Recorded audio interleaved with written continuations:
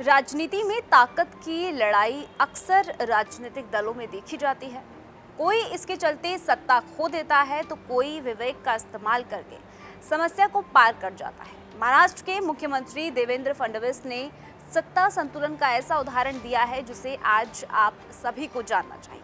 Deputy CM Ajit Pawar और एकनाथ शिंदे के बीच जारी खींचतान के बीच सीएम फडणवीस ने एक ऐसा मास्टर स्ट्रोक खेला है जिससे कि दोनों की समस्या का एक झटके में ही हल निकल गया और विपक्ष जो ये आस लगाए हुए बैठा था कि कब इनकी सरकार गिरे, उनके मंसूबों पर भी सीएम ने कैसे पानी फेर दिया आपको बताएंगे। लेकिन उससे पहले आयुन भारत को सब्सक्राइब कर लीजिए।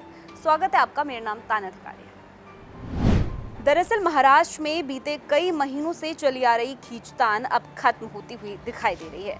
पूर्व सीएम एकनाथ शिंदे से मुख्यमंत्री पद की कुर्सी गई तो वो होम मिनिस्टर बनना चाहते थे, लेकिन वो भी नहीं मिला तो कुछ मंत्रालय लेकर डिप्टी सीएम बन गए। इसके बाद भी उनकी नाराजगी खत्म नहीं हुई। कभी प्रभारी मंत्रियों को लेकर तो कभी मंत्रालयों के फैसले को लेकर वो खफा दिखते रहे। एक मलाल ये भी रहा कि अजीत पवार को उनके ज़्यादा तवज्जो दी जा रही थी। लेकिन अब देवेंद्र फडणवीस ने एक ऐसा मास्टर स्ट्रोक फैसला लिया जिसके बाद एकनाथ शिंदे खुश और अजीत पवार को भी कोई दिक्कत नहीं हुई। दरअसल फडणवीस सरकार में एकनाथ शिंदे का कद बढ़ा दिया गया। अब महाराष्ट्र सरकार के कामकाज की कोई भी फाइल उनसे होकर ही सीएम देवेंद्र फडणवीस तक जाएगी। इस नई व्यवस्था में क्या कहा गया है? इसमें कहा गया है कि पहले फाइल अजीत पवार पर ही जाएगी, फिर डिप्टी सीएम एकनाथ शिंदे के पास फाइलें आएंगी और उसके पास करने के बाद ही मुख्यमंत्री देवेंद्र फडणवीस के पास पहुंचेगी। और ऐसा नहीं है कि ये बदलाव सिर्फ एकनाथ शिंदे की नाराजगी को देखते हुए लिया गया है।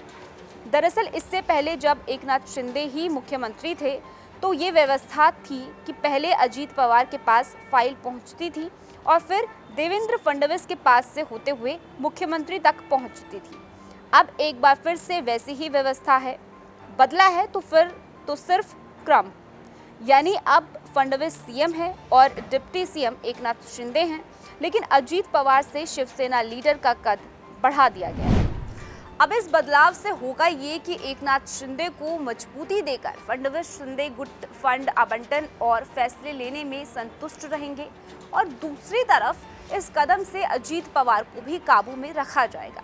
यानी कि पावर का बंटवारा कैसे करना है ये फडणवीस अच्छी तरह जानते हैं। दो सहयोगियों में जब पावर या फिर अधिकार को लेकर खींचतान होती है तो सीएम फडणवीस ने एक बार फिर से बता दिया कि वो सरकार को अच्छी तरह चलाने में सक्षम है और इससे विपक्षी पार्टियों को भी ये संदेश मिल गया कि वो जो सत्ता में बैठी सरकार को लेकर ख्याली पुलाव बना रहे थे वो हकीकत में कभी पूरा नहीं होने वाला है। स्टोरी में फिलहाल के लिए इतना ही। पूरी खबर को लेकर अपनी राय कमेंट सेक्शन में ज़रूर बताइएगा। बाकी देश और दुनिया की ऐसी खबरों के लिए आप जुड़े रहिए आयुन भारत के साथ।